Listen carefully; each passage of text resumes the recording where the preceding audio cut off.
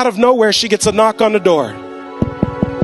When my mom opens up the door, the gentleman on the other end, he hands my mom these legal documents. She starts flipping through the pages, and then she realizes that the property is going to foreclosure.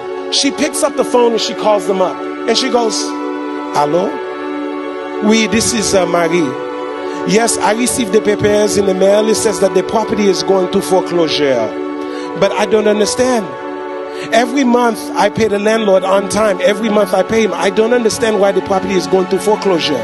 The lady on the line could tell that my mom sincerely did not understand what was going on.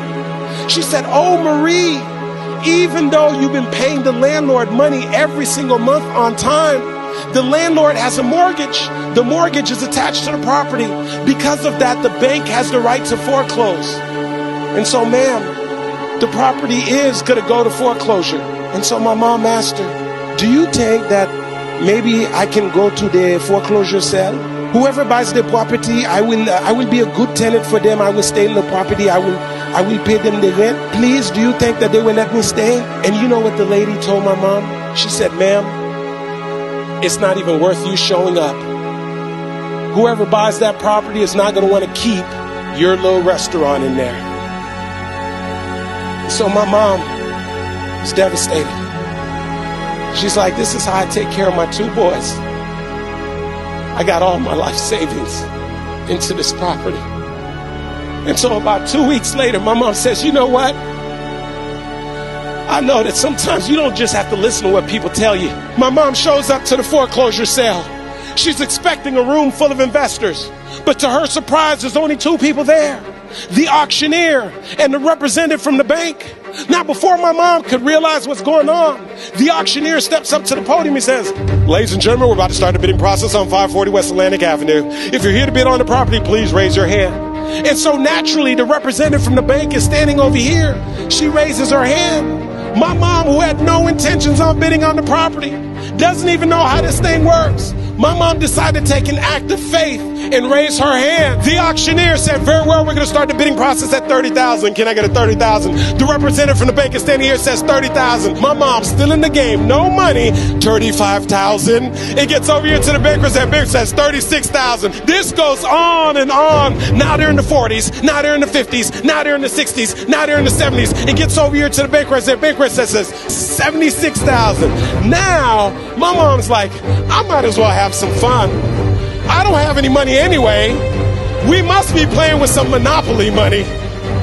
And so my mom, attitude and all, my mom goes, $76,500.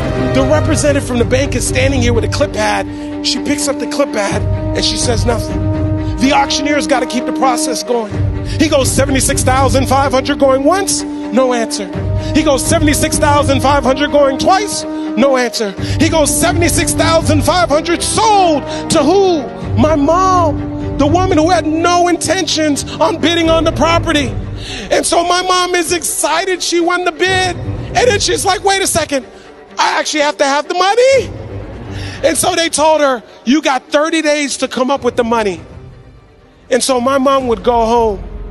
She'd pull out a notepad and she'd start writing down the names of all of her friends and all of her family members, one by one. And she would call them up and tell them the story. Some would lend her $1,000. Some would lend her $2,000. Some would lend her $3,000. Some lend her $4,000. Some lend her $5,000. And she's 3 days away. And she's still $30,000 short. My mom's thinking, maybe this isn't meant to be. And then her telephone rings. And it's her friend Yvonne's. And when her friend calls her up, my mom says, "Yvonne, no, it's too late. I have 3 days. I still need $30,000. Yvonne said, "No, Marie, listen. I know you've been calling us. But me and my husband, we've been saving up money to buy a house. We heard you call us. We heard the voicemails. Right now, we've saved up $30,000. We prayed about it. We talked about it. And we want to lend you the $30,000. So my mom would go and get the money from Evo's and all of her friends and all of her family members. And she would drive over to the bank and get a cashier's check. She would get back in the car, drive up to Palm Beach, look at that big, thick cashier's window with the little hole at the bottom. My mom would proudly take that cashier's check and slide it through the little hole. And that day, my mom went from being the tenant to being the landlord, all because she was willing to show up.